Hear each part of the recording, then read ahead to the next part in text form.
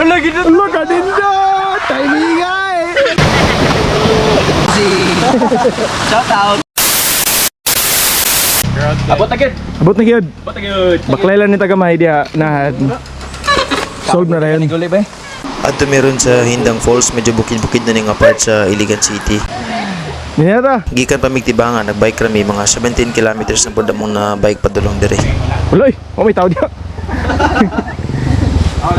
Bilin lang bike kay baklay din ta. Palit mo dyan bago. Frame na lang. Frame na lang. Mga 5 minutes ra sa nga baklay padulong sa falls. So, medyo dool ra gid kay siya. Dito sir? Dili. Oh. Care about. Shout out. Ati diri pa. Nangka. Kining Hindang na ni siya tulo ka falls nga gahagdan-hagdan. So, ang una na to atuan ani katong pinakaubos. Ang dalan ani niya patipas lang kapawala kung sundon to nimong dalan nga padulong sa second pud niya nga level. First level. Level 1.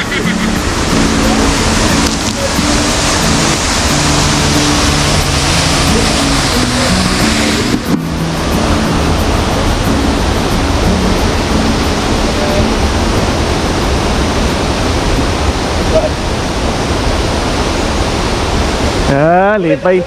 Lipay kasi lang. Kamot ra gino. Mahagdan siya. Wala hagdan. Di, masaka ta dito pikas. Anya. Pamaning unang nga kuhan. Level 1 pamaning level 1. Ay mo dito mga tier de.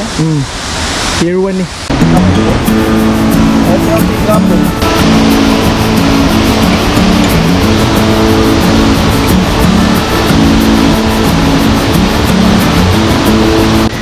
Muni hagdan para sa ikaduha. Nabagdalog ba? Hini alam mo kay murag danlog ayo. Labi na sa kuan, sapatos nga pang bike.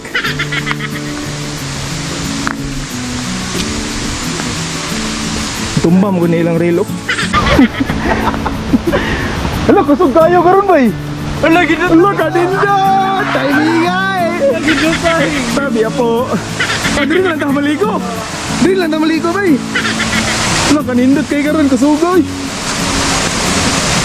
Woohoo!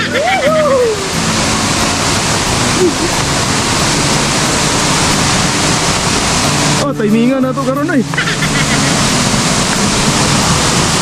Woohoo! Ah, nice.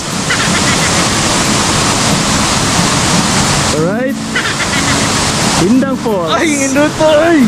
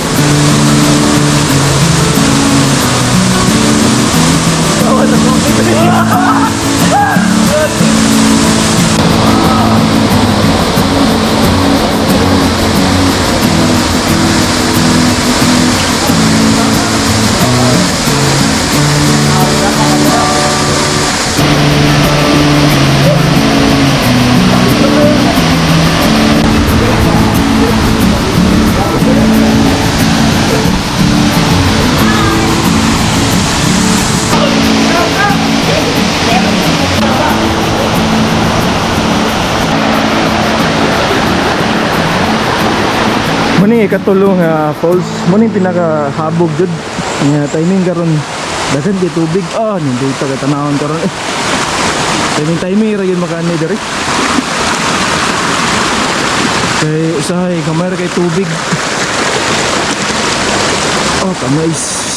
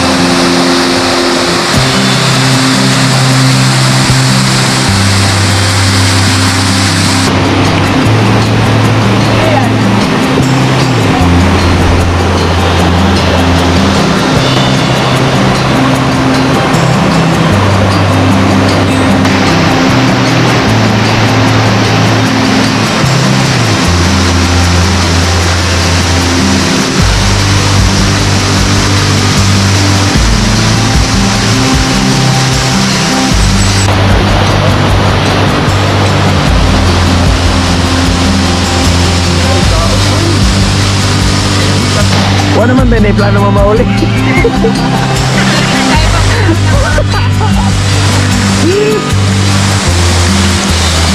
Nice.